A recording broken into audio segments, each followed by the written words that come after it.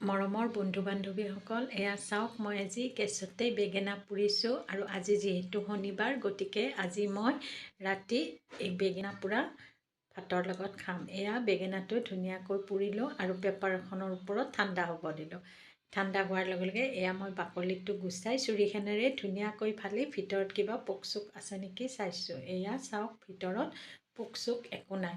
গতিকে মই আকৌ বেঙেনাখিনি ধুনীয়াকৈ চুৰিৰে এনেকৈ সৰু সৰুকৈ কাটিছোঁ আৰু তাৰ লগত দিবৰ বাবে মই অকণমান আদা, কেইটামান নহৰু পাত আৰু পিঁয়াজ এটা কাটি ৰাখিছোঁ। ধনিয়া থাকিলে ধনিয়াও দি দিওঁ, কিন্তু আজি মোৰ ধনিয়া নাই, সেইকাৰণে নিদিলোঁ।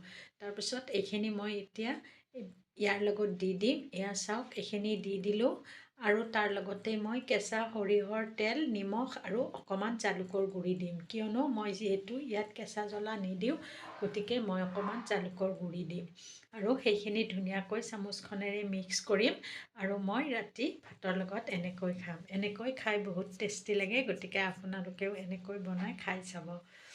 মাহঁতে কোৱা শুনিছিলোঁ যে শনিবাৰ আৰু মঙলবাৰে হেনো পোৰা বস্তু খাব লাগে, সেইবাবে মই আজি শনিবাৰ যিহেতু এনেকৈ বনালোঁ আৰু এনেকৈ খালোঁ। খাওকচোন কিমান ধুনীয়া হৈছে দেখিবলৈ। আজি মই এনেকৈও বনালোঁ আৰু খালোঁ।